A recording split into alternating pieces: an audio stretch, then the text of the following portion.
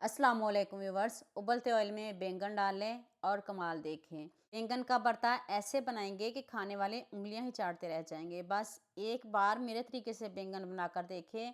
जो नहीं भी शौक से खाते वो भी मज़े ले लेकर खाएंगे। स्टेप बाय स्टेप एक एक चीज़ बताऊंगी, तो चलें शुरू करते हैं। मैंने इधर आधा किलो बैंगन लिए हैं।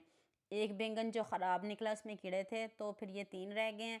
तो इसको आपने जिस मर्ज़ी शेप में कट कर लेना है, कोई इशू नहीं है। आज मैंने छिलकों समेत बनाए हैं, आप इसके छिलके उतार भी सकते हो।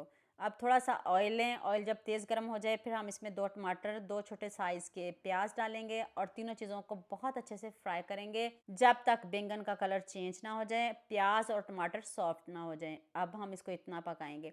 तो जो प्याज हैं वो भी गोल्डन हो चुके हैं, उसको निकाल लेते हैं और साथ में टमाटर को भी निकाल लेते हैं।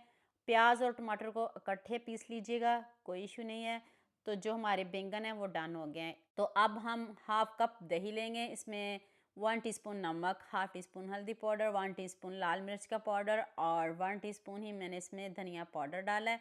इसको अच्छे से मिक्स कर लें। मिक्स करके तो फिर ये जो बैटर तैयार किया ना, इसको हम बैंगन में डाल देंगे। बैंगन में डाल के इसको अच्छे से मिक्स करेंगे। तो फिर हम इसको ऊपर से कवर कर देंगे। इधर हमारे बैंगन इतने अच्छे से सॉफ्ट हो जाएंगे। फ्राई तो पहले हो चुके हैं, अब सॉफ्ट करने हैं, इनको गलाना है। तो ऊपर से हम कवर कर देंगे ताकि मसाला अच्छे से इसमें रच भी जाए और जो बैंगन है वो सॉफ्ट भी हो जाए। ऊपर से अब कवर कर देते हैं। कवर करके तो फिर देखते हैं हमने बैंगन को क्या करना है। अभी मैं आपको बताती हूँ, आपने पूरी वीडियो देख के जाना है, आपको मज़ा आ जाएगा। देख लें कितने अच्छे से हमारे बैंगन रेडी हो गए हैं। अब आप इसको चम्मच से मैश कर लें या मैशर से मैश कर लें, जैसे मर्ज़ी मैश कर लें।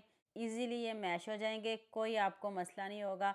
और अब हम इनको और ज़्यादा नहीं पकाएंगे, अब जल्दी से हम इसको निकाल लेंगे। इसको निकाल लेते हैं। तो उसी कढ़ाई में मैंने 2 आलू लिए हैं। 2 आलू काफ़ी हैं, इससे ज़्यादा हमें आलू नहीं चाहिए। उसी कढ़ाई में मैंने 2 आलू लिए हैं।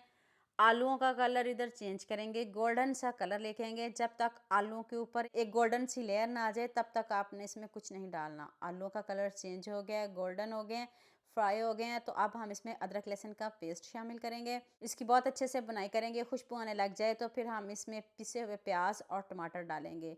ये तो पहले फ्राई हैं। अब हम इसमें मसाले डालेंगे। हाफ टी स्पून हल्दी पाउडर और थोड़ी सी लाल मिर्च डाली है। आलूओं के हिसाब से, 2 आलूओं के हिसाब से डालिएगा।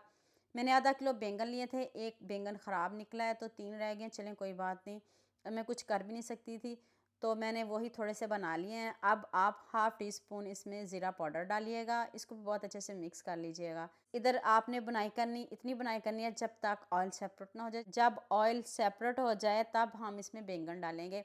अब आप इसको अच्छे से मिक्स करें। यहाँ मैं आपको याद दिला दूँ, अगर आपको मेरी रेसिपीज़ पसंद आ रही हैं तो जल्दी से मेरे फेसबुक पेज को भी फॉलो कर लो और साथ में मुझे यूट्यूब पे भी सब्सक्राइब कर दो। ये आपकी तरफ से प्यार होता है, मोहब्बत होती है, खुशी होती है कि आपको मेरी रेसिपीज़ पसंद आ रही हैं। इधर लुक चेक करिएगा, इतना ज़बरदस्त कलर आएगा। इधर इसकी बनाई होगी। 1 चम्मच मैंने कसूरी मेथी ऐड की है। हाफ़ टी स्पून मैंने इसमें गरम मसाला पाउडर ऐड किया है। सारे मसाले आपके घर में मौजूद होंगे, ना बाज़ार जाना पड़ेगा, ना बाज़ार से कुछ लाना पड़ेगा। आलू देख लें कितने अच्छे से गल गए हैं, आलू भी परफेक्ट गल गए हैं।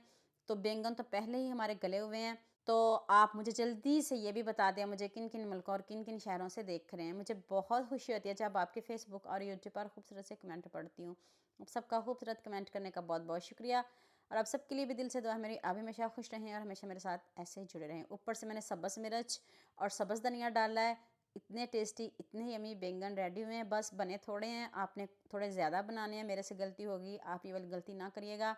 आप 1 किलो बैंगन बनाइएगा, जो शौक़ से नहीं खाते वो भी उँगलियाँ चाटते रह जाएंगे। तो आपने इस रेसिपी को बहुत ज़्यादा शेयर करना है, सबके साथ इसको शेयर करें। दुआ में याद रखिए।